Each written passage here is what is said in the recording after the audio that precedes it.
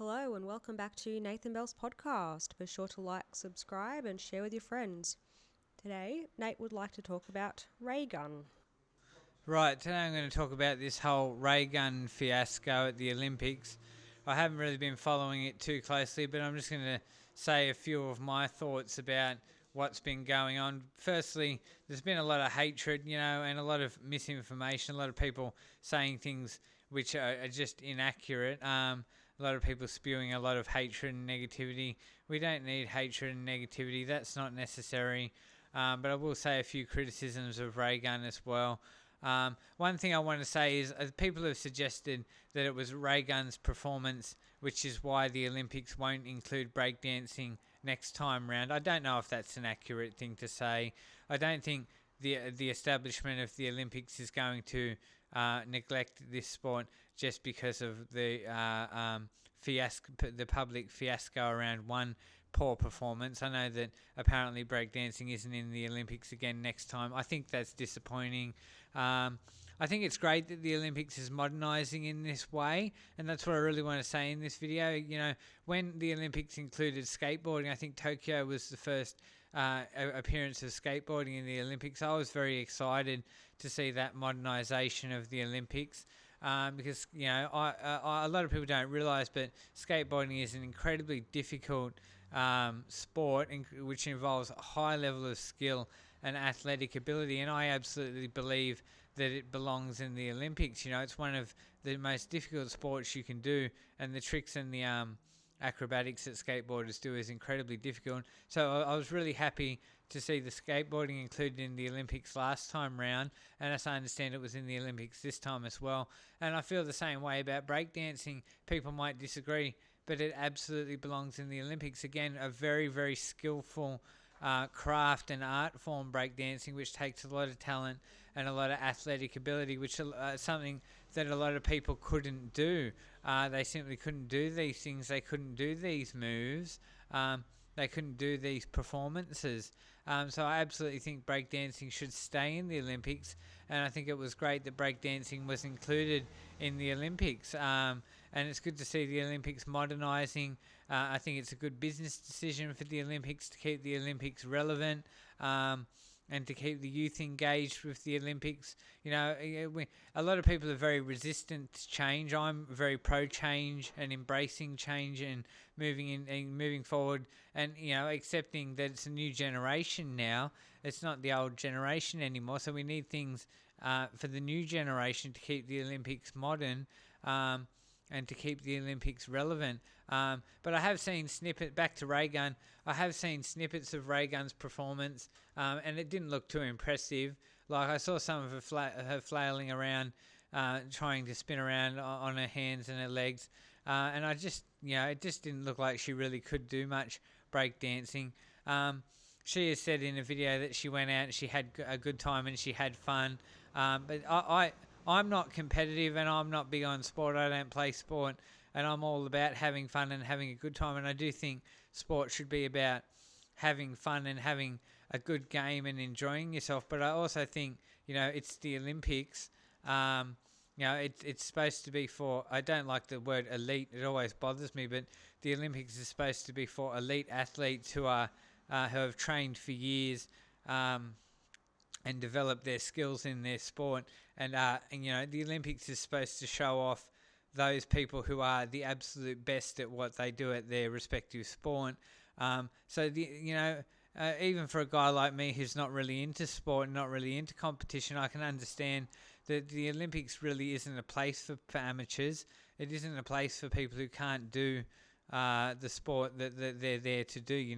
If you're going to go to the Olympics, you really should be good at what you're doing, and you're representing your nation as well. I'm not much on nationalism and all that, but you're supposed to go there and win medals for your nation and show that your nation has top performers in your respective sport. And obviously Raygun wasn't up to that. She's not good enough. I've seen enough of her performance to know she wasn't good enough. She's not good enough. She wasn't good enough to be there. So the question is, how did she qualify? I looked at the performance. I thought, how did this woman qualify to go to the Olympics. I know there are good breakdancers in this country. There are thousands, tens of thousands of good breakdancers in this country. So why was this woman selected to represent Australia in breakdancing at the Olympics? So, there's been some requests for there to be a review of how she got selected. Maybe that's appropriate. Because she wasn't good enough to be there. She's not, it's not about, the Olympics is the highest level of sporting competition. It's not about going there to have a good time and have fun. That's a part of it, and that should be, a central focus of any sporting activity, is to have a good time and have fun. But you've got to also be good at what you're doing to go to the Olympics, and she wasn't good enough to be there. So why did she get selected to go there? That's the big question. People have accused her of just trying to get a free holiday and all this hatred and spew. I don't know what she expected out of it. The thing that puzzles me is why she wanted to go there. She must know she's not very good at breakdancing. She must see the performances of other breakdancers and know that she's nowhere near as good as them. Why did she want to go to the... I wouldn't want to if I wasn't good at it. I would find it embarrassing to... if I couldn't break dance, I wouldn't want to go to the Olympics to do breakdancing because it would be embarrassing. She doesn't seem embarrassed. She's got a curious personality.